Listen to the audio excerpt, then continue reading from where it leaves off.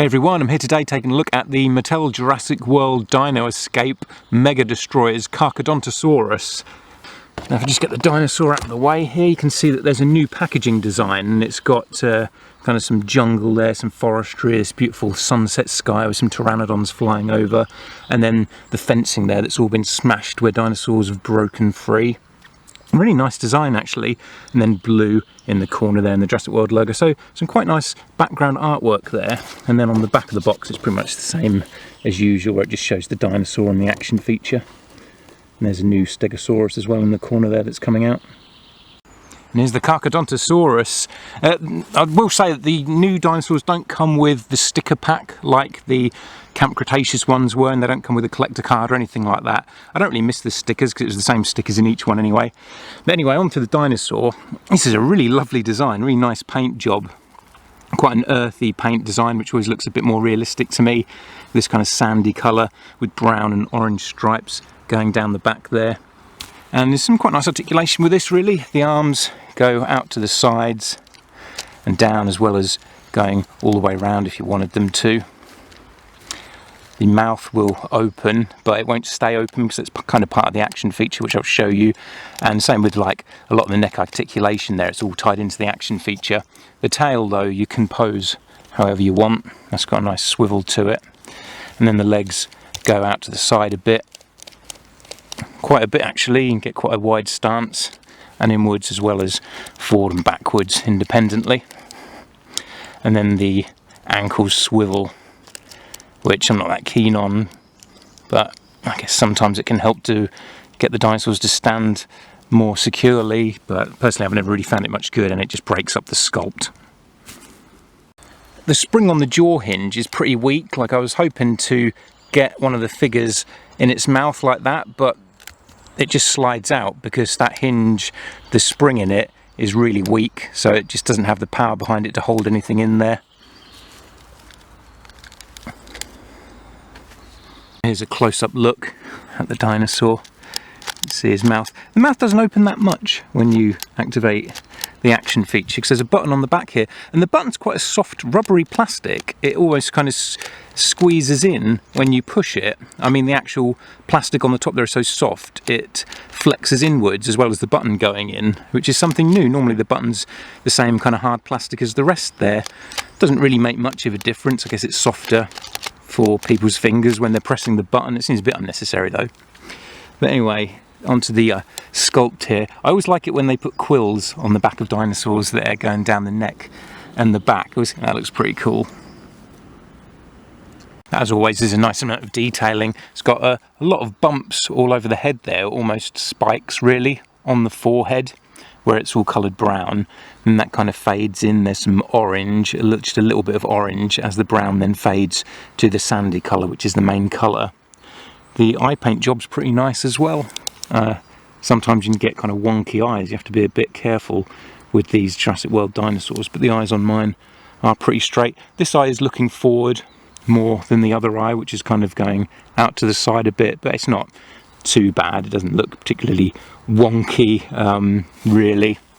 I can live with that. Inside the mouth there, you've got the sculpt. The tongue's quite smooth. Sometimes they do put more detailing on the tongue, but it's quite a smooth tongue there. Same with the upper side of the inside of the mouth. It's quite smooth. They haven't really put the ridges and things inside the mouth like they tend to. But considering the mouth doesn't hold open anyway, and it doesn't really open too much with the action feature, it only opens a little bit like that. You can't really see inside the mouth too much anyway. But for the action feature, as I say, you press that button and it just makes the head go down and the mouth open a little bit there. Just kind of reaches down, and that's about it really for it. It doesn't sort of move forward, and there's no electronics in there. And then you've got the stripe going down the side there, all the little notches and ridges. None of the nails are painted on the feet or the hands, which is a bit of a shame, but it doesn't stand out too much. But it would have been nice if they were painted just a grey or a black really. See, neither of them are painted there. And then the paint job goes down to the tail, where you've got the brown stripes as well, and those quills, but no orange on the tail. The orange kind of finishes around about the thigh area.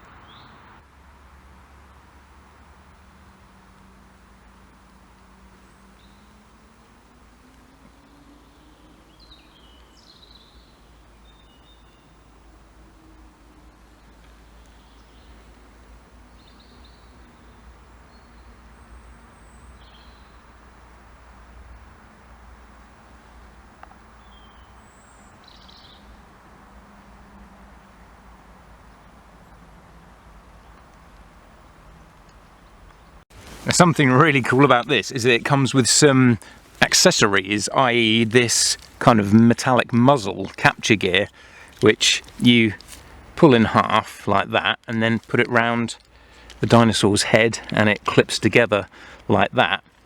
And so it looks like it's been captured. And I love this because this is a gimmick that was on the old Lost World toy line back in 1997. But if you press the button for the action feature which I showed you, he will break out of it. It doesn't go flying like it kind of shows on the box, but it does break out of it like that. And maybe if you try and press the button a bit more drastically, it will smash out. Let's have a go. Now it just tends to kind of knock the bottom bit off, and then this bit on the top stays there. But it's still a nice feature, and I'd like this to come with all the dinosaurs, even the smaller ones. There's a T-Rex coming with this feature, which would be really nice. Now, it kind of throws it off if you press the button a few times. And there was a Thrasher T-Rex back in the Lost World toy line that had a muzzle like this that it would throw off when you activated the action feature.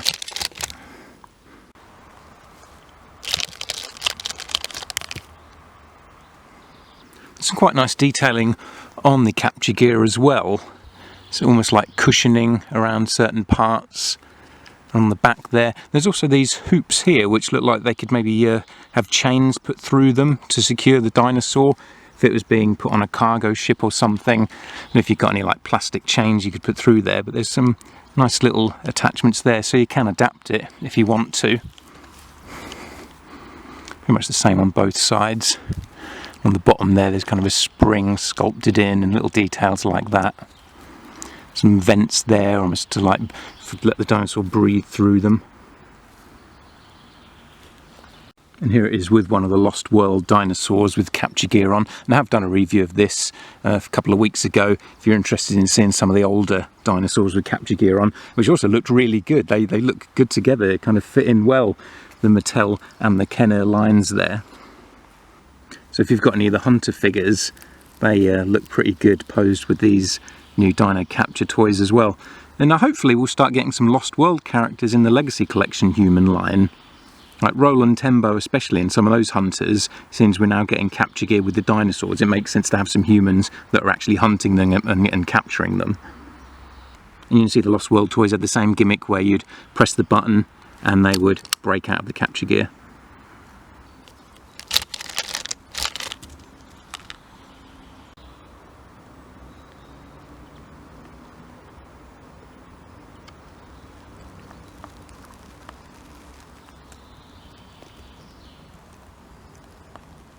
And here it is compared with a few other dinosaurs at the same kind of size scale.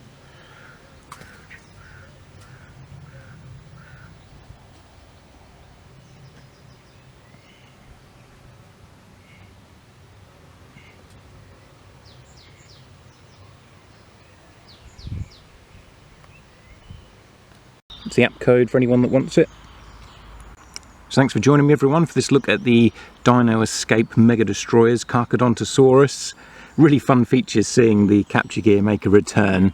I'm looking forward to seeing more dinosaurs with this sort of stuff. So there's some really interesting things you can do with it, like the Stegosaurus having a cage over its tail and stuff like that. Hopefully I'll have a review of the Scorpius Rex coming out in the next few days, so stay tuned for that. Thanks again for watching, and I'll catch you in the next video.